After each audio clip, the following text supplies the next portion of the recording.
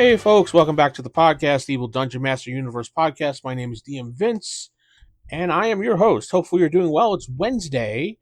Had a busy week last couple of days. Had to get some personal things taken care of. It is hailing like crazy today.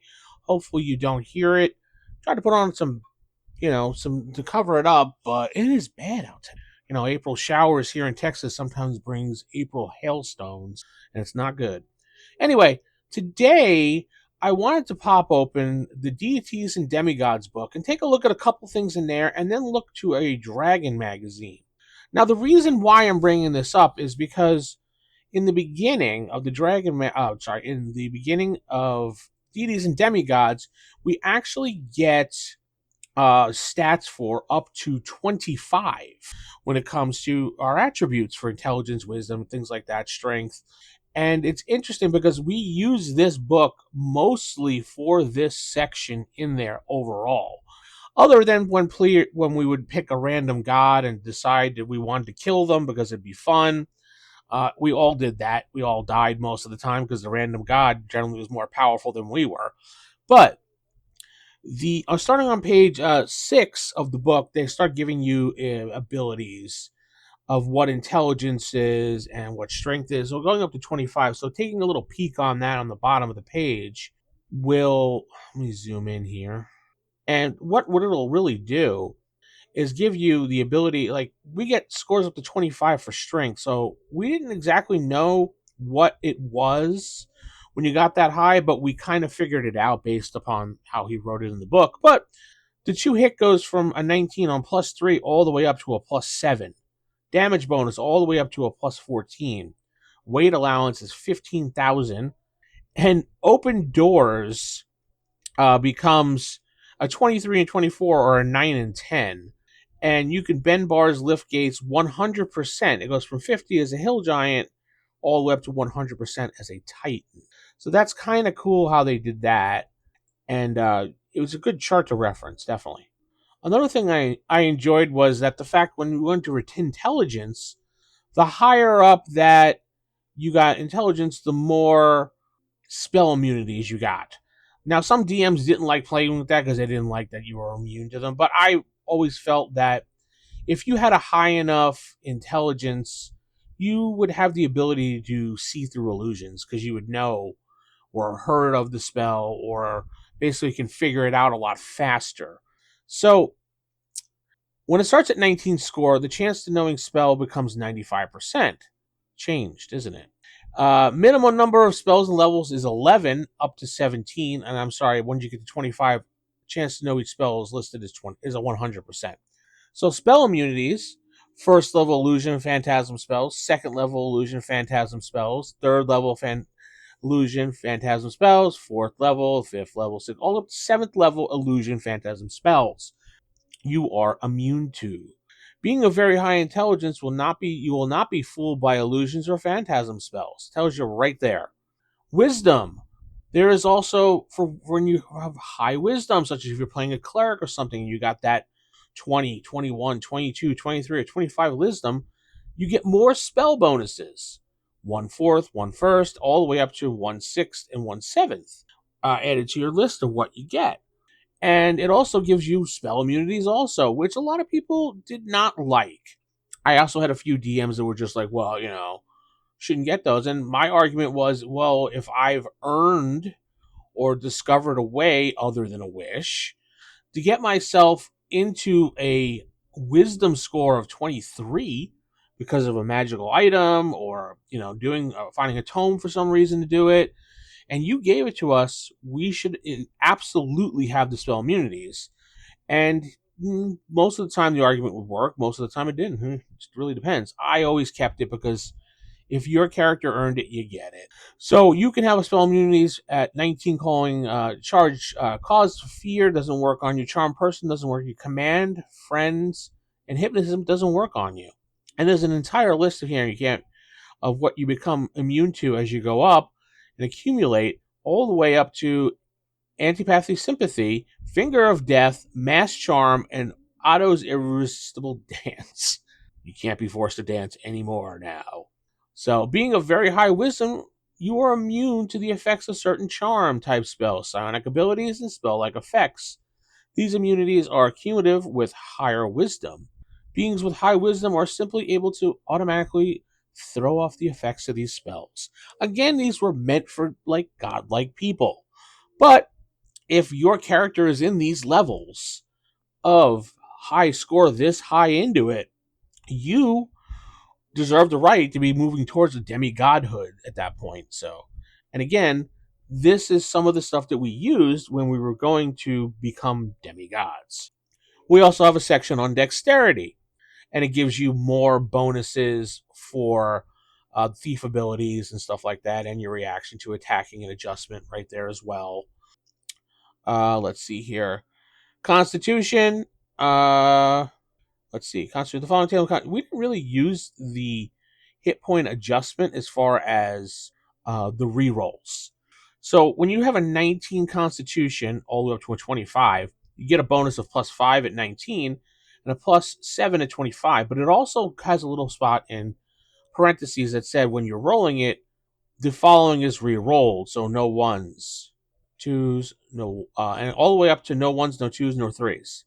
And you can reroll. This addition to each hit die are for fighters, paladins, and rangers only. All beings without one of these classes can receive no more than +2 bonus per die, which absolutely so many people forgot about.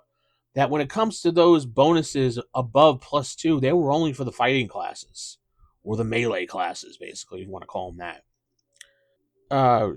So the no ones roll indicates that any one roll when hit points are being figured should be counted as twos at 21 and 22 Constitution. Ones and twos are counted as threes.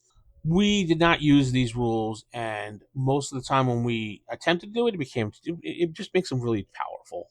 We didn't care for it. Charisma is another one that gets updated. And charisma is another one that gets updated, both in high score and low score. Your charisma going to -7 now gives you the ability because you can become super evilish looking or super ugly or super disgusting in your ability. And what it does is give you an adjustment to reaction base and loyalty base for the positives and giving you an awe power.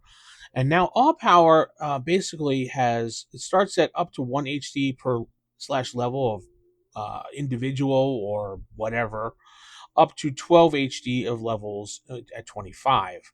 And on the negative side, the reaction adjustment goes down, down all the way to -40 at -70 at -7 charisma score. And there is a horror factor when it comes to the same awe power. So the awe power basically is the ability, you're starstruck, so to speak. You see someone that you know, say in real lifetimes, you see a celebrity, and chances are you're gonna be like, oh wow, it's blah blah blah, and you're gonna watch them and check them out and be like, maybe even take a picture of them because so you can document that you saw them in your favorite restaurant or something, whether it's a celebrity from the movies, radio, or maybe even a sports player, whatever, your favorite author, whatever it is, you're probably going to be starstruck for it. Now, on the opposite end of it, the horror factor is you are bullied into wanting to do whatever this person is, kind of like a Skeletor or a Jeffrey. I don't think people are going to worship Jeffrey Dahmer or Charles Manson is a good example of people were scared of him to the point and awe of him in the same instance. So I would think in his instance, he has a charisma score of high, but he also has the horror factor to him because once the people figured out when they got into things, they were kind of scared about getting out of things, regardless of what people say. So that's kind of how it works.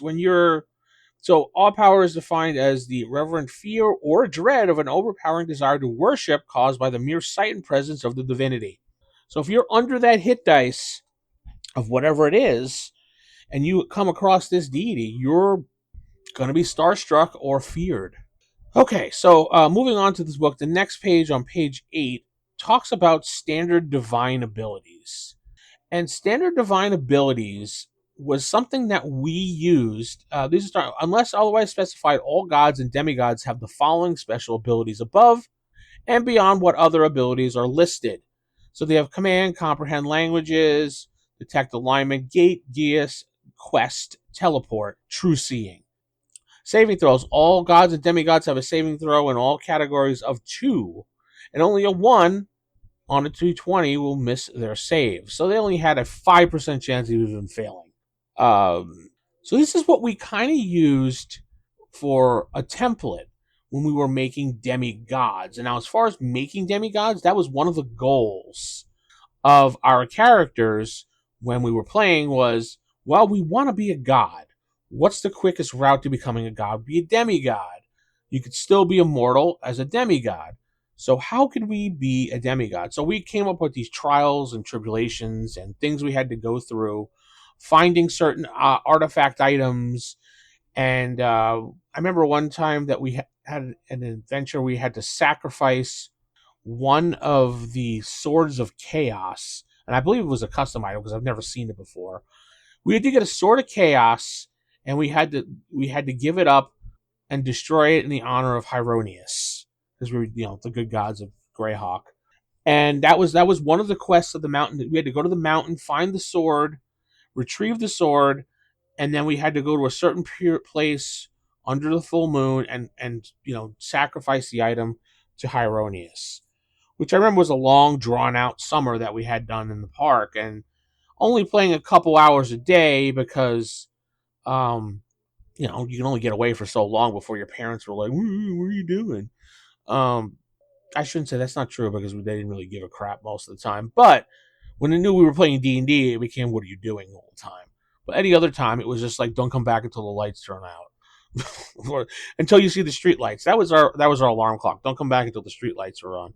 But yeah, so this was kind of the template that we used. But then we had discovered that in Dragon Magazine 67, Gygax updated it with the deities and demigods of the world of Greyhawk specifically. And in this book, in this magazine on page 23, he sketches the accompanying introduction to some of the attributes and powers of a small number of deities commonly active or known for the adventurers who travel through the world of Flannis, aka Greyhawk. And standard divine, all deities have the following powers and abilities in common, each usable at will. And then we have it's broken down into 3 sections, but every one of them, regardless of demigod, and he called it greater gods and lesser gods, get astral ethereal travel, comprehend language, continual darkness, continuous light, cure, blind, death, blah, blah, blah, detect, geas, infravision, ultravision, no alignment, levitate, mirror image, polymorph self, read languages, read magic, teleport, no error, and tongues. In addition to, you also had the categories greater god or greater gads, because it was a mistypo there, and lesser gods and demigods. So now, not only did we have a better idea of what we needed for when we became a demigod, we now had powers that the demigod had. Anti-magic shell, command, cure light wounds, dispel, finger of death, gate, heal, holy, unholy word, invisibility, limited wish, phantasmal force, protection from evil and good, raise dead, remove curse, remove fear, summon, symbol, true seeing, and wall of force. Now each of these is what you would assign to the demigod because he had these abilities. Now we had our campaign, then it lasted that whole summer, and then Joe who was running the campaign, the great Joe DM, ha ha ha, as Nick used to say, ha ha ha ha ha. He left because it was school year, so he went off to college finally, and we were left with no DM, and that's when Steve took over, DM Steve, who I don't really talk about that much because he only had him for his DM for a short time, and DM Steve was a lot like Joe in a sense that he knew the game inside and out. He was also a person that would follow the rules up until the point that it didn't ruin or destroy the story. If we were having fun, he would, kind of hand wave things. And there's nothing wrong with that. When people were having fun, you don't want to break the immersion and make people sit there and wait and get bored by looking up a stupid rule. Just you move forward. You don't look up a rule and stop a game. It just doesn't work. But Steve had us moving along on a track where we went from demigods to lesser gods and then greater gods. He broke it down to the three categories, and I believe he was calling the demigods. The lesser gods, he was calling them mandarins. I don't know where that name came from. And then he had another name for the greater gads. Greater gads. But I never really paid attention to it because the lesser god path was with demigods was you had to fight other demigods, destroy other demigods, and make yourself known, and collect certain artifacts and everything, and build your worship up so that you could become a lesser god. Because right now, as a demigod, yeah, sure, you're worldwide known. Everybody knows who you are. They know you're a great person, but you're also a lowly mortal, and still, well, you're not lowly, but you're a demigod, so you're a mortal in a sense, not in the sense of you can't die, but in the sense of you're considered an immortal, quote unquote. And it was hard enough. So being a demigod, basically, you're running around like you were Hercules. Think of the TV show, The Adventures of Hercules, that came out in the 90s. And that was kind of where we were at. You kind of running around the side. People knew who you were by name somewhat. He would roll. He came up with some type of role for people knowing you. And we had to, gather up worshippers. And that was too much of a pain in the ass to deal with. I just really wanted to play.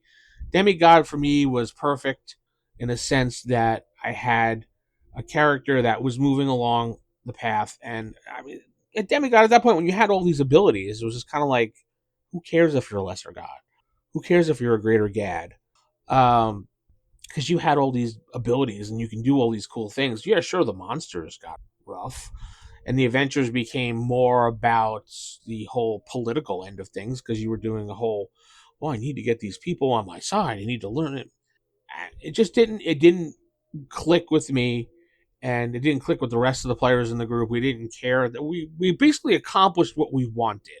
We wanted to become demigods. We wanted to become renowned. We wanted to be known. We wanted to have special cool abilities and be, these badasses, and we were. And then it was just like, all right, we got it. What do we need to continue anymore? So that really kind of put a damper on the campaign that Steve ran after Joe left. And we were just like, you know what? Steve, you're your own DM. Let's just reboot and restart and take a break. So we took a break and we stopped playing AD&D for a little while. And Steve ran Villains and Vigilantes. I'm sure you recognize that game. We played that for a tiny bit, and then we went back to AD&D when he used his own custom world for Greyhawk and did his own adventures and stuff like that. And Steve was a different type of DM.